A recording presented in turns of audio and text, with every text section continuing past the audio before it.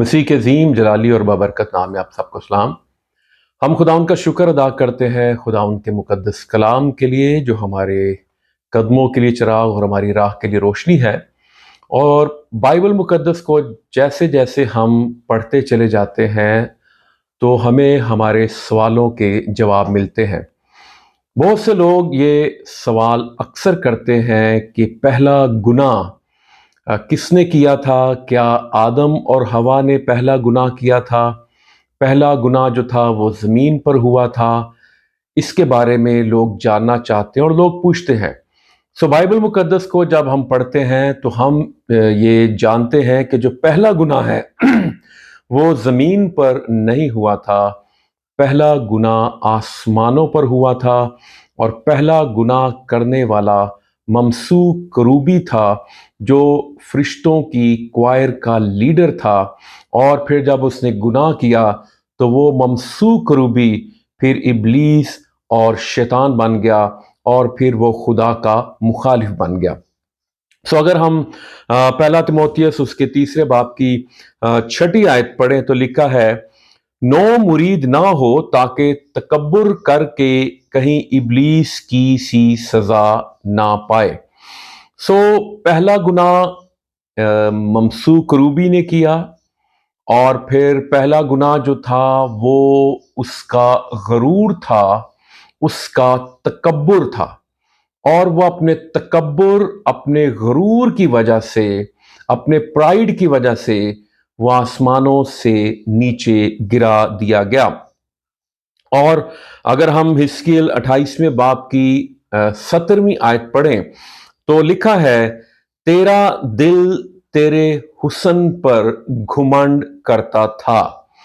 اور پھر یسایہ 14 باب کی 13 اور 14 آیت میں لکھا ہے، تو اپنے دل میں کہتا تھا کہ میں آسمان پر چڑھ جاؤں گا، میں اپنے تخت کو خدا کے ستاروں سے بھی اونچا کروں گا، اور میں شمالی اطراف میں جماعت کے پہاڑ پر بیٹھوں گا، میں بادلوں سے بھی اوپر چڑھ جاؤں گا، میں خدا تعالی کی مانند ہوں گا۔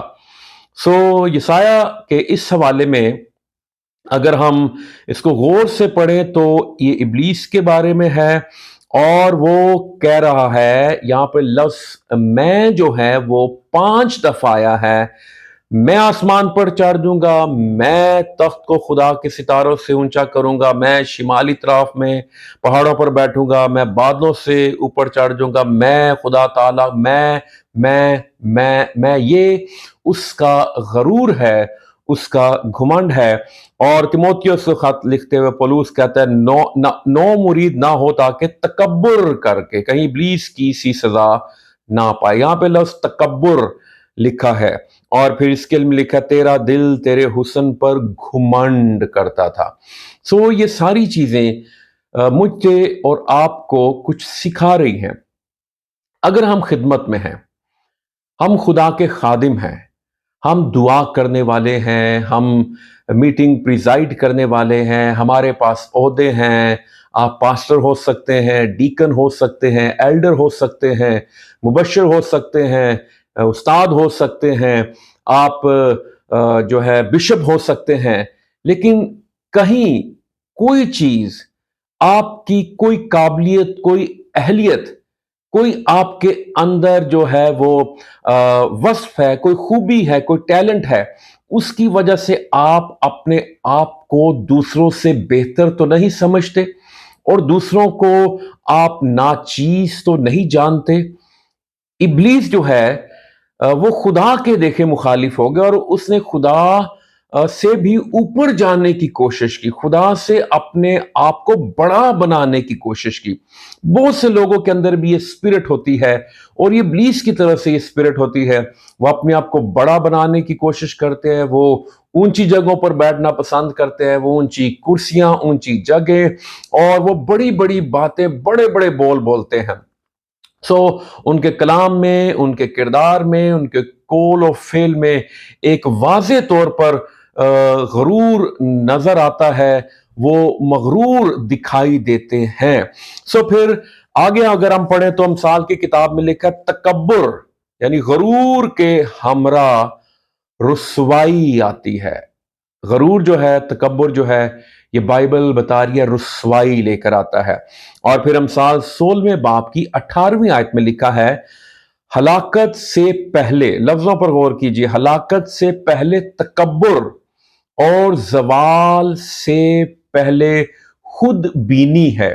خود بینی کا مطلب ہے اپنے آپ کو دیکھنا، خود پسندی، یہ بھی غرور ہے، یہ بھی گھمنڈ ہے، میں اچھا ہوں، میں اس سے بہتر ہوں۔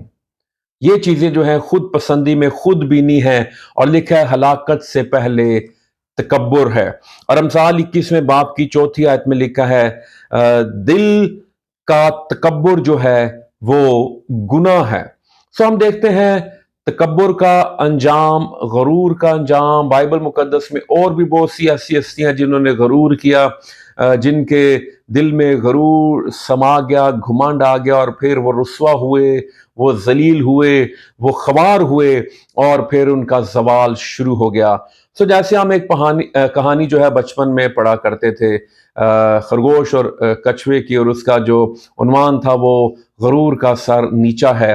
ہم دیکھتے ہیں کہ جو خرگوش کا جو غرور تھا وہ اس کی تیز رفتاری پہ تھا، اور وہ کچھوے کو سمجھتا یہ سست رفتار ہے، اور پھر وہ سو جاتا ہے اور کچھوا اس سے آگے نکل جاتا ہے۔ اور بہت سے لوگ جو اس حالت میں ہوتے ہیں وہ یہ بھول جاتے ہیں کہ خدا انصاف کرنے والا ہے، خدا حلیموں کا ساتھ دیتا ہے، خدا فروتنوں کا ساتھ دیتا ہے، خدا خاکساروں کا ساتھ دیتا ہے۔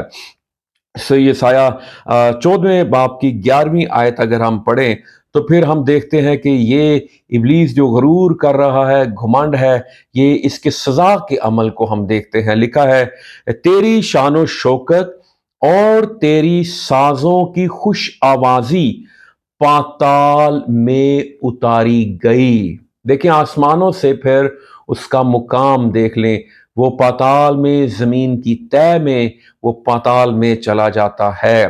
پھر 12ویں آیت میں لکھا ہے صبح کے روشن ستارے تو کیوں کر آسمان پر سے گر پڑا، آسمان پر سے گر پڑا۔ وہ رکھا کہاں پر گیا تھا، اس کا مقام، اس کی حیثیت دیکھیں وہ آسمانوں پر تھا، لیکن وہ گر پڑا۔ اے قوموں کو پست کرنے والے تو کیوں کر زمین پر پٹکا گیا۔ حزقیل 28 باب کی 16ویں آیت میں لکھا ہے اس لیے میں نے تجھ کو خدا کے پہاڑ سے گندگی کی طرف پھینک دیا۔ اور 17ویں آیت میں لکھا ہے میں نے تجھے زمین پر پٹک دیا۔ یہ ہے غرور کا، گھمنڈ کا انجام۔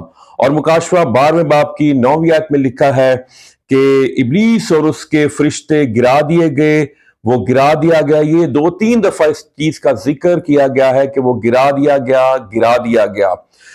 جب آپ گرتے ہیں تب آپ اعلیٰ عہدوں سے ہٹا دیے جاتے ہیں۔